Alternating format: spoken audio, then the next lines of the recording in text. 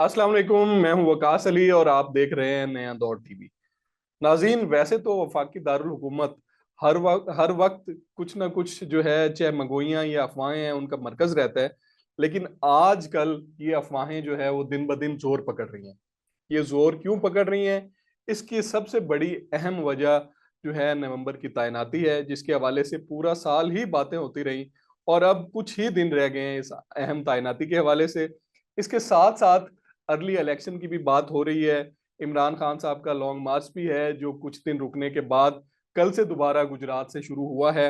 इसके पीछे मुहर्रिकात क्या हैं, बैकडोर मुलाकातें क्या रुख इख्तियार कर रही हैं, तमाम मामलात हैं जिन पे हम आज के प्रोग्राम में बात करेंगे। और इस सारे सिनेरियो में जो सबसे इंपॉर्टेंट पहलू है वो है प्राइम मिनिस्टर शहबाज शरीफ साहब का अचानक लंदन चले जाना। क्योंकि आपने प्राइम मिनिस्टर साहब की ट्वीट देखी होगी कि जब उन्होंने अपना मिस्र का दौरा मुकम्मल किया तो पाकिस्तान के लिए रवाना हुए, लेकिन पाकिस्तान पहुंचने से पहले दोहा से उन्होंने फ्लाइट पकड़ी पकड़ी लंदन की।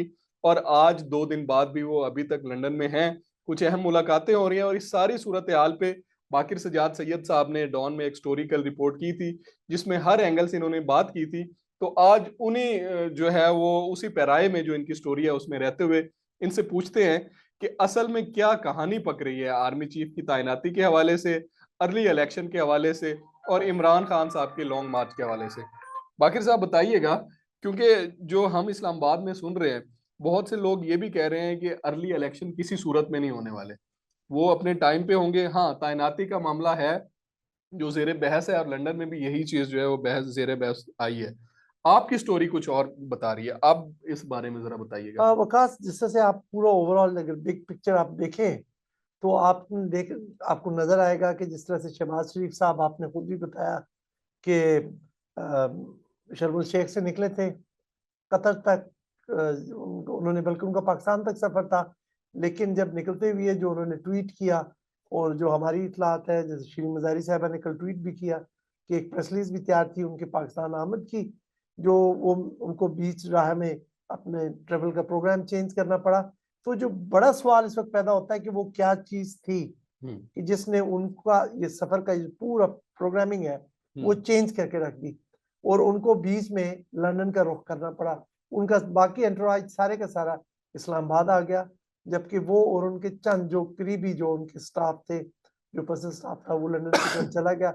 उन्होंने सिर्फ कतर में just to add spice to जो वी आर रिपोर्टिंग कि हम्म। बस एक डिनर किया और डिनर करने के बाद वो लंदन का राह उन्होंने पकड़ ली। और जहां तक अभी अभी तक जहां पर वो लंदन में क्याम पजीर है, जो मेरी इतला है कि इस वक्त जो एक पॉलिटिकल जो मुल्क के अंदर ये सिचुएशन बनी हुई है, इसको रिजॉल्व करने के लिए मुख्तलिफ कोशिशें हो रही हैं। अब आप कह लें कि जी, एक तो प्रेसिडेंट आरिफ अलवी साहब भी कोशिश कर रहे हैं, मिलिट्री की भी कोशिश हो रही है, मिलिट्री की तरफ से भी, और प्रेशर है दोनों साइड पर, पीटीआई पर भी, पीएमएलएन पर भी, कि किसी तरह से जो उनका तनाज़ा है इलेक्शन के हवाले से, वो आप जो आने वाले चेंज ऑफ कमांड है हम्म। उससे कबल आप इसको रिजॉल्व करें। क्योंकि जो लोग मिलिट्री साइड पे हैं, वो ये नहीं चाहते कि जो नया आर्मी चीफ आए वो एक फ्लक्स की सिचुएशन में टेक ओवर करे और उसको एक अजीब सी सूरत हाल का सामना हो, बल्कि वो चाहते हैं कि वो एक स्मूथ ट्रांजिशन हो। तो इसलिए आपने देखा होगा कि ये प्रेशर सिर्फ पीएमएलएन पे नहीं है, पीटीआई पर भी है। और जैसे इमरान खान साहब का आपने कल ट्वीट देखा, उन्होंने अपने जितने भी रास्तों में रुकावटें खड़ी की थी, लोगों ने उनके हटाने का ऐलान किया उन्होंने। हटाने का ऐलान किया। तो यही मैसेज जो मेरी इतला है वो शहबाज शरीफ साहब को भी दिया गया है। अच्छा। और शहबाज शरीफ साहब इंग्लैंड गए हैं, वो चार पांच वो मोटे मोटे नुकात हैं जो उनमें से बुनियादी तौर पर दो पॉइंट्स हैं, और दो जो है उनके आप कह रहे हैं जुजवी पॉइंट है जो सेकंड पॉइंट के आगे से कनेक्टेड है। एक तो ये जो आप कह लें कि आर्मी चीफ की तैनाती थी, और हम इसके बारे में बार बार कहते आए हैं कि ये सारा खेल सजा है, वो इसी खेल के लिए है, जो इस दिन के लिए है जो अब तैनाती होने जा रही है। और जिस तरह दिन करीब आ रहे हैं, अब ज्यादा लोगों का उसके बारे में एंग्जाइटी बढ़ती जा रही है। हम्म। तो एक तो वो प्राइम मिनिस्टर ने डिसाइड करना है कि मतलब वो मुशावरत करनी है अपने उनके साथ, अपने बड़े भाई के साथ, कि किन को आर्मी चीफ नया नामजद किया जाए। जो भी सीनियरिटी में है उनमें से कौन बेहतर रहेगा, जो इस पोजीशन के लिए, वो डिस्कशन करना चाहते हैं। सेकंड जो थी वो इलेक्शन से मुतल्लिक थी कि इलेक्शन, क्योंकि ये पीटीआई की एक डिमांड है कि इलेक्शन कबल अज वक्त कराए जाए। वैसे वक्त तो कोई ज्यादा नहीं रह गया, लेकिन फिर भी पीटीआई इंसिस्ट कर रही है कि एटलीस्ट मार्च अप्रैल में आप इंतखाबात करा दें। तो एक चीज वो डिस्कस करनी है, लेकिन उससे जुड़े हुए दो सवाल ये हैं कि इन्होंने अगर इलेक्शन के लिए जाना है अब या देर से, मतलब टेन्योर के कंप्लीट होने पे अगस्त में, तो इनकी स्ट्रेटेजी क्या होनी है। जो पीएमएलएन का पॉलिटिकल कैपिटल जाया हुआ है, जैसे आपने देखा ना कि महंगाई हुई और दीगर चैलेंजेस जो गवर्नेंस के आए, जिसकी वजह से पीएमएलएन ने खासा अपना पॉलिटिकल कैपिटल खो दिया, और हमने ज़िमनी इंतखाबात के नतीजे से भी ये देख लिया कि वो अब काफी एक वीकेंड पोजीशन में है। तो हमने वो किस तरह से रिक्लेम करना है, और फिर इमरान खान की पार्टी को सियासी तौर पे डील करने के लिए क्या स्ट्रेटेजी अपनानी है। ये बुनियादी तौर पे 4 नुकात थे। लेकिन जैसे कि अभी आप देख रहे हैं कि शहबाज शरीफ साहब ने अपने करीबी रफका को कतर से जब अलविदा कहा, तो उन्होंने कहा मैं बहुत मुख्तसर वक्त के लिए जा रहा हूँ, तो मैं बहुत जल्द आपके साथ वापस इस्लामाबाद में हूँ। अब ये उनका स्टे प्रोलॉन्ग होता जा रहा है। तो लिहाजा जो मैसेज उनको दे के लंदन भेजा गया था, जिसने भी दिया था, शर्म अल शेख एयरपोर्ट पे दिया है या शर्म अल शेख से टेक ऑफ के बाद उनको दिया गया है, एयरफोर्स प्लेन में दिया गया, कोई जो भी उनको मैसेज दिया गया और जहां से भी दिया गया, जाहिर बात है वही कुव्वतें हैं जो अब ये टेम्परेचर्स को कम करने के लिए कोशा है। तो वो अपने अभी तक गोल में उस तरह से कामयाब नहीं हुए। अच्छा। जो खबरें लंदन से आ रही हैं, वो दोस्त सब जानते हैं कि मियां नवाज शरीफ इस बात पर वजिद है कि इलेक्शन वक्त से कबल नहीं होने, और जो आर्मी चीफ की अपॉइंटमेंट है वो प्राइम मिनिस्टर, अगरचे इसमें तो किसी को दो राय नहीं है, अब तो इमरान साहब भी अपनी पोजीशन सॉफन कर चुके हैं इसके ऊपर, बैकफुट पे आ गए जी जी के वो प्राइम मिनिस्टर के, मतलब अगर अपॉइंटमेंट करते हैं तो उन्हें कोई इतराज नहीं होगा। लेकिन फिर भी वो असर्ट करना चाहते हैं कि वो इंडिपेंडेंटली चॉइस करें, ना कि उनको एक रेडीमेड चॉइस दी जाए और वो उसको ही चुन के अपॉइंट करें।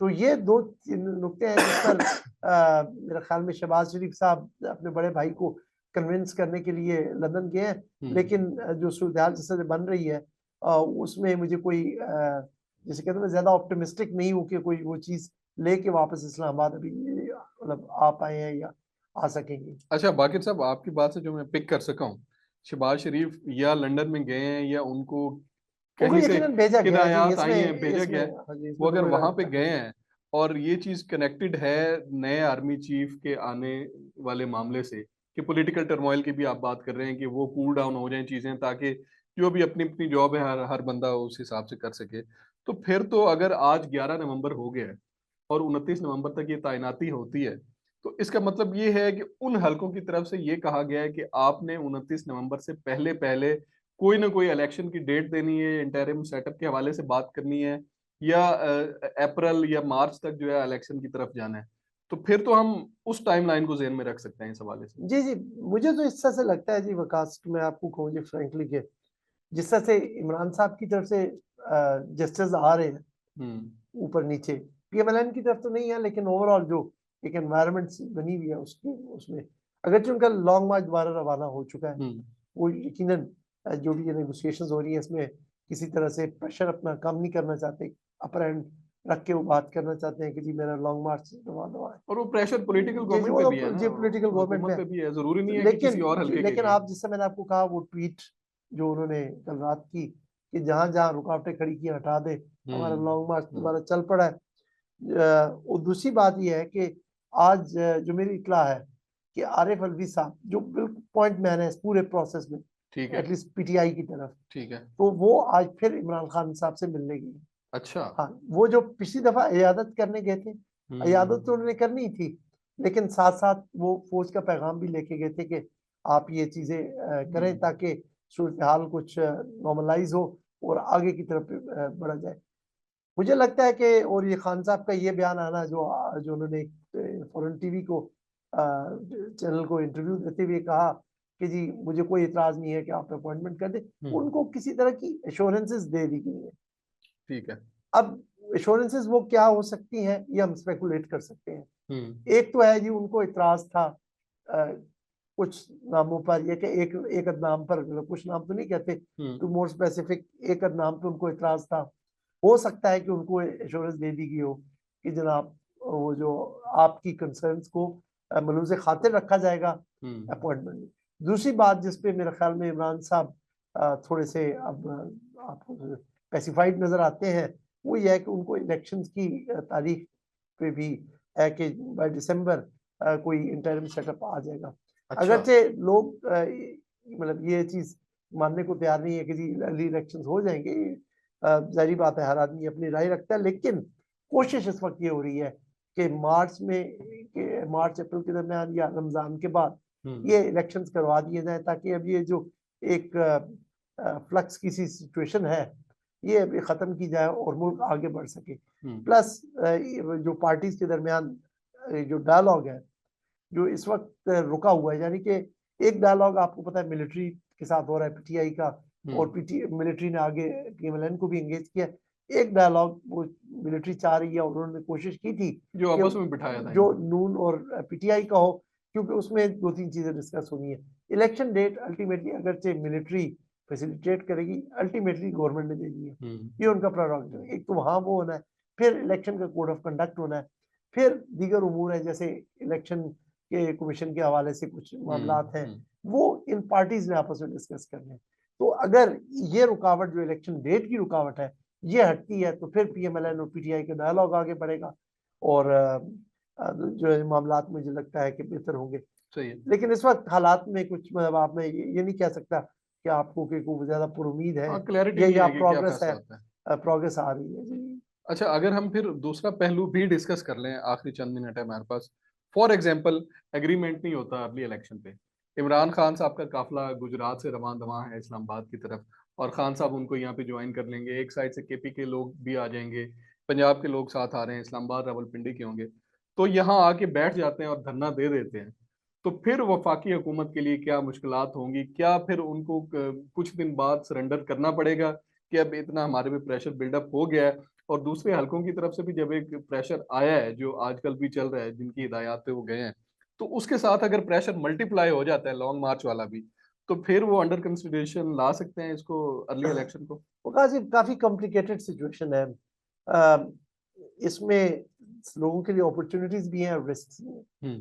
जो पीएमएलएन की कैलकुलेशन है या स्पेसिफिकली कहूँ मियां नवाज शरीफ साहब और उनकी साहबजादी मरियम की जो कैलकुलेशन वो ये है कि इमरान को हम कंसेशन ना दें, और जब हम कंसेशन नहीं देंगे तो वो अपना सारे का सारा गुस्सा फौज पे निकालेगा, तो इमरान फौज के साथ लड़ के अपना जो कैपिटल जाया करेगा और वो जो उसकी एनर्जीज है वो सब जाया जाएंगी। ये बड़ा इंपॉर्टेंट पहलू जी।